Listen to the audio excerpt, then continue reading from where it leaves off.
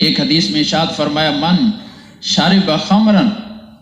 کہ جو شراب پیتا ہے اور اس پر توبہ نہیں کرتا، لم یقبل اللہ صلاتہ 40 صباحا، ایک دفعہ نشہ پینے سے اللہ تعالیٰ اس کی 40 دن کی نمازیں قبول نہیں فرماتے۔ شراب پینے والا ایک دفعہ شراب پی لی، اس کی 40 دن کی عبادت اللہ کے ہاں قبول نہیں ہوتی۔ قبول نہ ہونے کا مطلب یہ ہے کہ ہر عبادت پر اللہ کی طرف سے 2 چیزیں ملتی ہیں، ایک اس پر اس کی جو ذمہ داری ہے نماز کی، وہ فرض اس کے ذمہ سے اتر جاتا ہے، مجرم نہیں رہتا، اگر نماز کا تارک ہوگا تو وہ مجرم ہوگا، فرض اتر جاتا ہے، اور دوسرا اللہ تعالیٰ خوش ہو جاتے ہیں اس کی نماز سے، اس کے راضی ہو جاتے ہیں اور اس کو اجر اور ثواب دیتے ہیں۔ تو شرابی آدمی، نشے والا آدمی اگر نماز پڑھے گا فرض تو اتر جائے گا، لیکن اللہ تعالیٰ کو خوشی نہیں ہوگی، اس کو مسجد میں آنے سے،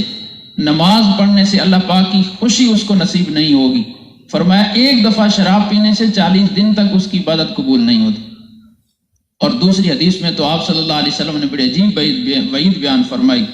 فرمایا اللہ تعالیٰ نے قسم اٹھا کر فرمایا، قسم اٹھا کر حلف ربی عز وجل بعزتی، اللہ نے قسم اٹھا کر فرمایا کہ مجھے میری عزت کی قسم کہ جو میرا بندہ دنیا کے اندر ایک گھونٹ بھی شراب کا پیے گا، میں قیامت والے دن اتنا ہی اس کو دوزخیوں کی پیپ پلاؤں گا، دوزخیوں کی پیپ میں سے اس کو پلاؤں گا، یہ اس کو میں سزا دوں گا۔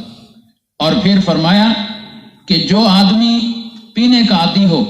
اور صرف میرے ڈر کی وجہ سے، میرے خوف کی وجہ سے، میرے کہنے سے چھوڑ دے، تو میں اس کا انعام بھی اس کو ایسا ہی دوں گا کہ میں اس کو حوض القدس یعنی حوض کوثر کا پانی پلاؤں، کہ اس نے میرے ڈر سے اس نشے کو چھوڑ دیا، شراب کو چھوڑ دیا۔ پینے والے کے لیے وعید بھی بڑی ہے اور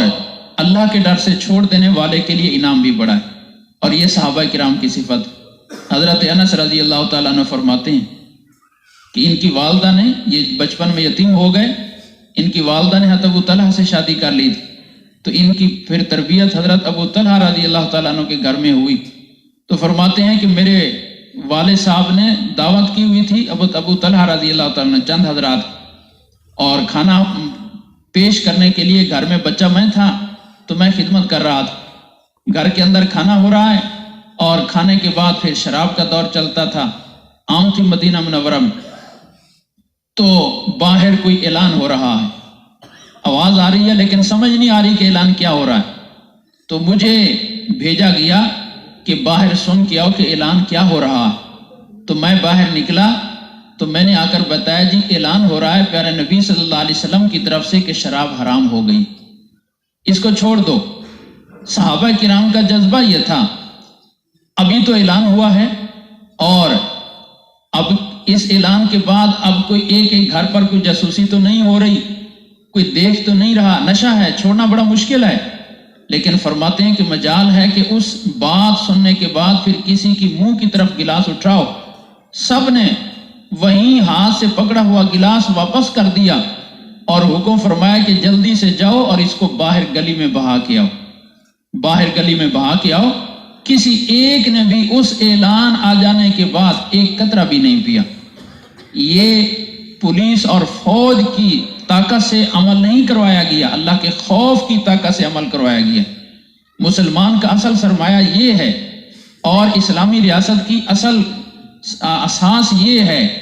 کہ عوام کے دل میں خوف خدا اتنا پیدا کیا جائے کہ جب ان پر کوئی قانون بنایا جائے تو اس قانون پر عمل کرانے کے لیے اب ظاہر ہے کہ ایک ایک آدمی پر کہاں سے فوج اور پولیس مسلط کریں گے۔ خوف خدا اتنا ہو کہ اس کی وجہ سے وہ فوراً عمل کر لیں۔ تو جو فرمایا میرے خوف سے چھوڑ دے گا، میں اس کو حوض القدس میں سے اللہ قسم اٹھا کر فرماتے ہیں کہ پانی پلاؤں، کہ اس نے میرے ڈر کی وجہ سے، میرے خوف کی وجہ سے اس کو چھوڑ دیا۔